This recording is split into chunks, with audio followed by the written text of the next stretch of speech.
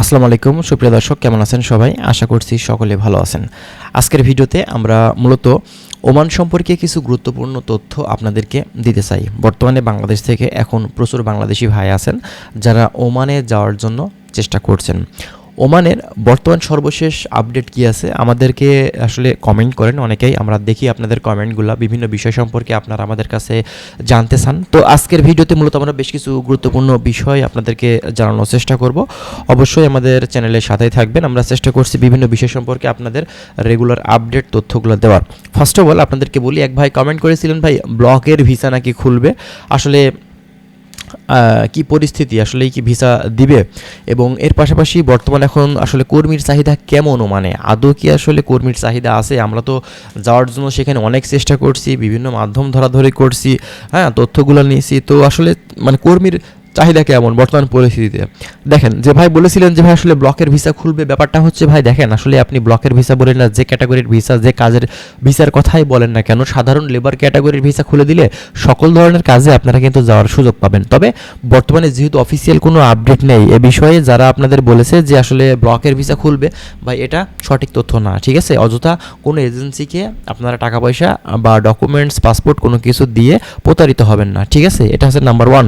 দ্বিতীয়ত কথা হচ্ছে আসলে কর্মীর চাহিদাটা আসলে কেমন ওমানে বর্তমান পরিস্থিতিতে। দেখেন, একটা জিনিস আপনাদের মাথায় রাখতে হবে, দীর্ঘদিন ধরে কিন্তু ওমানের ভিসা বন্ধ, প্রায় 30 থেকে 32 মাসের কাছাকাছি হয়ে যাচ্ছে।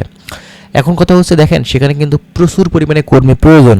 এর কারণ হচ্ছে অবৈধ কর্মীদের কিন্তু সংখ্যা অনেক কমে গেছে, অবৈধদের সেখানে কিন্তু ধরপাকড় করেছে।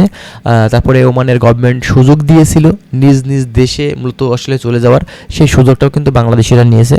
অনেকে বিভিন্ন কোম্পানিতে ট্রান্সফার হয়েছেন, অনেকে দেখা যাচ্ছে এখন পর্যন্ত সেখানে রয়ে গেছে। কিন্তু কথা হচ্ছে অবৈধদের প্রচুর পরিমাণে কিন্তু ধরপাকড়ও হয়েছে। তো এই ধরপাকড়ে যারা পড়ে গেছেন, যারা ধরা খেয়েছে, তারা কিন্তু বাংলাদেশে চলে আসছে, আবার নিজের সাথে অনেকেই চলে আসছে, বিধায় কিন্তু সেখানে কর্মীর প্রয়োজন, কর্মী সংকট আছে।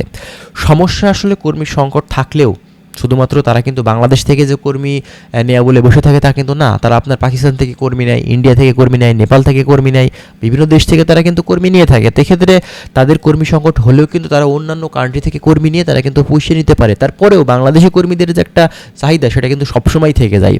এখন কথা হচ্ছে ভাই দেখেন, আসলে গভর্নমেন্টের যদি কোনো ধরনের আসলে চাহিদা না থেকে থাকে আসলে কর্মীগুলো নিয়ে আসার, এর পাশাপাশি বাংলাদেশ গভর্নমেন্টেরও কিন্তু অবশ্যই নিজে থেকে তাদের কিন্তু আসলে উদ্যোগ নেওয়া উচিত যে যে দেশগুলোর মূলত কর্মী ভিসা বন্ধ হয়ে আছে সেই সব গভর্নমেন্টের সাথে আপনার হচ্ছে বসা উচিত, বৈঠক করা উচিত। বাংলাদেশ থেকে মূলত রেমিটেন্সের খাতের দিকে চিন্তা করে, বাংলাদেশের চলমান শক্তির দিকে চিন্তা করে অবশ্যই কিন্তু চেষ্টা করাটা উচিত, ঠিক আছে? তো কথা হচ্ছে দেখেন, আসলে বাংলাদেশ গভর্নমেন্ট তারপরেও কিন্তু চেষ্টা করছে যে যে কান্ট্রিগুলো বন্ধ হয়ে আছে সেই সব কান্ট্রিগুলোর গভর্নমেন্টের সাথে কথা বলে বাংলাদেশ থেকে কর্মী ভিসাতে আসলে কর্মীগুলো পাঠানোর, ঠিক আছে? এখন কথা হচ্ছে আপনার বাংলাদেশ থেকে কবে নাগাদ কর্মীগুলো পাঠাবে বা আপনার ওমান থেকে কবে নাগাদ আসলে অফিসিয়াল আপডেট বা ঘোষণা আসবে, এ বিষয়ে সঠিক কোনো তথ্য এখন পর্যন্ত কিন্তু পাওয়া যায়নি। তবে আমরা রিসেন্টলি যে আপডেটটা পেয়েছিলাম যে তাদের সাথে আপনার একটা বৈঠক বা বাংলাদেশ থেকে একটা চিঠি পাঠানো হয়, মূলত তারেক রহমান চিঠি পাঠিয়েছেন বিভিন্ন বিষয় সম্পর্কে, সেখানে কথাবার্তা বলা হয়েছে, কিন্তু বাংলাদেশ থেকে কর্মী পাঠানোর বিষয় নিয়ে কিন্তু কথা বলা হয়নি। এখন ভাই এটা আসলে ঈদের আগে খুলবে কি খুলবে না, এই বিষয়ে কোনো ধরনের অফিসিয়ালভাবে বা কোনো জায়গা থেকে কিন্তু আসলে নিউজ লিক হয়নি এখন পর্যন্ত, আমাদের কাছে এই ধরনের কোনো আপডেট নেই। তারপরেও যদি আমরা তথ্যগুলো পেয়ে থাকি আপনাদের অবশ্যই কিন্তু আমরা দেওয়ার চেষ্টা করব। তো যাই হোক, ভালো থাকবেন, আশা করছি বিষয়গুলো ক্লিয়ারলি বুঝতে পারছেন। যদি আরও বিস্তারিত তথ্য আপনারা জানতে চান অবশ্যই আপনারা আমাদের সাথে থাকবেন। ভালো থাকবেন, আল্লাহ হাফেজ।